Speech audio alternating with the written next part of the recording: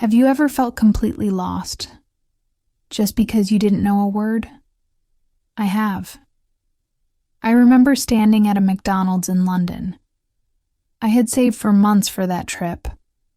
I was finally in the UK, the dream I had since I was a teenager. I was excited, nervous, and very hungry.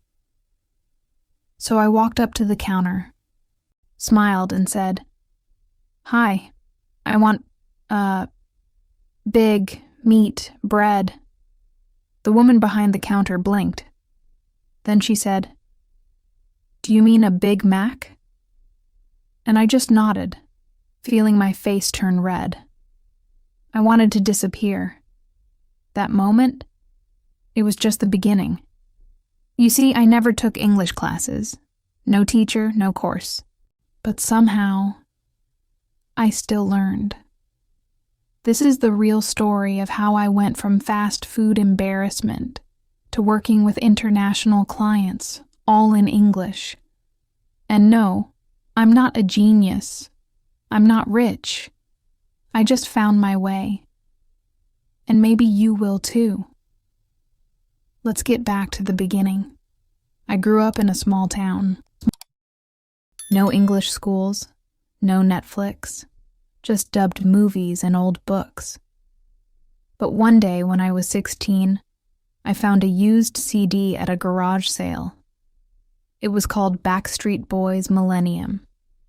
Yeah, I know, very 90s. I took it home, played it, and I fell in love. Not just with the music, but with the sound of English. I had no idea what they were singing about, so I printed the lyrics, every single word, and then I started matching them. That's how it began. I would play 10 seconds of the song, pause, read the line, repeat, over and over, until I could sing the whole thing. Then I did the same with other songs, then movie scenes. Then I started writing them down. Not perfect, not fast, but it was mine. My first real sentence. 1 year later, I met a tourist in my town, an American guy looking for the train station. He said, "Excuse me, do you speak English?" My heart started racing. I almost said no, but I remembered the lyrics. The practice, the rhythm, and I said, "A little. The train station is over there." I said it slowly, but clearly. He smiled and said, "Thank you. Your English is good." That one sentence, it gave me something no class could: confidence. From that day, I knew if I could say one sentence, I could say 2. Then 5, then 10. Language tips I learned from this. Here are a few things that helped me in those early days, and might help you too. 1. I want is powerful. You don't need big words. I want a sandwich. I want to learn. Simple, direct, real. 2. A little is a great way to start. If someone asks, "Do you speak English?" saying a little is honest and opens the door. 3. Music helps with rhythm. Songs taught me sentence stress and pronunciation, better than any rule. Try listening and repeating in short chunks. 4. Don't worry about grammar first. My first sentence had no complex tense, just a clear subject and verb. The train station is over there. That's it. That's communication. 5. Your first sentence matters. It's your proof that you can speak. Practice your first sentence in different situations: ordering food, asking directions, saying thank you. Turning point. After that moment with the tourist, I stopped being afraid of English. I started talking to myself in the mirror. I changed the language on my phone. I kept a notebook of new words. No teacher, just little steps. But then, something happened that almost made me quit completely. Remember how I told you that after talking to that tourist I felt more confident? Well, that didn't last very long. About 3 months later, I applied for a job at a hotel in my town. They needed someone who could speak basic English to help with check-ins. I thought, perfect, I've got this. So I showed up for the interview, feeling pretty good. The manager smiled and said, "So tell me a bit about yourself in English." And that's when my mind went completely blank. Like, empty. No words. No song lyrics. Nothing. I opened my mouth and said, "My name is... I'm work hotel." I could feel my face burning. I started sweating. The silence in the room was so loud. The manager smiled kindly and said, "It's okay. Take your time." But I didn't. I just apologized and left.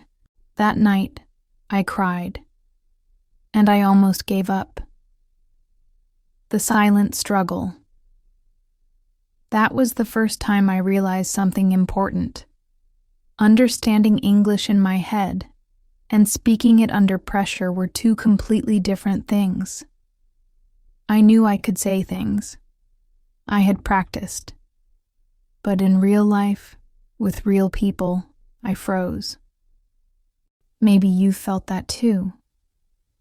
Maybe you know exactly what you want to say, but the words just disappear when it's your turn to speak. I thought I was stupid. I thought maybe English just wasn't for me. But the next day, I did something different. The one thing that changed everything. Instead of quitting, I decided to change my approach. I stopped studying alone in silence. Instead, I started talking out loud to myself every day. While brushing my teeth, today I will go to the market. While cooking, now I'm cutting the onions. Be careful. I pretended I was on a cooking show in English. I narrated my life like I was in a movie. It felt silly at first, but slowly it worked. I got used to hearing my voice in English. My brain stopped freezing, and the fear started to fade. Language tips I learned from this. Here are a few things I discovered from that tough moment. 1. Speak out loud. Even if you're alone, your brain needs to hear your voice in English. Say simple things. I'm going to the store. I feel tired today. 2. Narrate your daily life. This is one of the best speaking practices. Use what you already know to describe actions. I'm cleaning. Now I'm washing the dishes. 3. Mistakes are not failure. They are feedback. I thought my job interview was a disaster, but it showed me exactly what I needed to improve. Speaking under pressure. That's where I practiced next. 4. Use phrases you need in real life. Don't waste time on "the cat is under the table" if you're never going to say that. Practice things you actually say, at work, at the store, or on a call. 5. Create your own mini scripts, like what to say when introducing yourself, ordering food, or asking for help. Write them, practice them, say them out loud until they feel easy. Turning point. 1 month later, I returned to that hotel. This time, I looked the manager in the eye and said, "Hi, my name is Anna. I'm not fluent, but I've been practicing English every day. I can help international guests, and I'm ready to learn more." She smiled, and she gave me the job. That job changed everything. I started speaking English almost every day, with real people, in real situations. But of course, that came with a whole new challenge I wasn't ready for. Phone calls, in English. Let me ask you something. Have you ever felt panic just from seeing a phone ring because you knew the person on the other end would speak English? That was me. Working at the hotel was amazing. I was finally speaking English with real people. Face to face, I could read their lips, see their hands, their eyes. It helped. But then came the phone. The first time it rang, the receptionist looked at me and said, "Can you take it? It's in English." I froze. I wanted to say no, but instead I picked it up. I said, "Hello, Hotel Greenway. Anna speaking. How can I help you?" And then the voice on the other side said, "Hi, I'd like to book a double room for Thursday night, please." He spoke fast. No pause, no smile, no face to read. I understood maybe 5 words. So I took a deep breath and said, "I'm sorry. Could you repeat that? A little slower, please?" He repeated, and I got it. I wrote it down word by word. Slowly, carefully. When I hung up, I felt like I had climbed a mountain. That one phone call made me realize something big. I didn't need to understand everything. I just needed to stay calm and ask.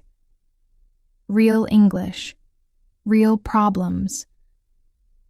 Over the next few months, I had more phone calls. Some went well. Some were a mess. Once someone said, "Can you transfer me to room 207? And I answered, "Sorry, we don't have 200 rooms." He laughed and said, "No, I mean room 207. That's when I learned 207 means 207. It was embarrassing, but I remembered it forever. Every mistake became a memory, and every memory helped me grow. Final language tips I learned. Here are the most important things that helped me survive and grow without teachers or classes. 1. Learn to ask for repetition politely. People speak fast. It's okay to slow them down. Use, "Sorry, could you say that again a little slower? Can you repeat that, please?" 2. Use confirmation phrases. To check if you understood, say, "So, you'd like a room for Thursday night, correct?"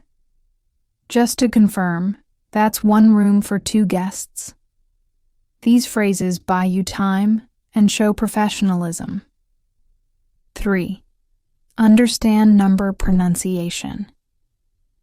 Native speakers often say phone numbers and room numbers like this.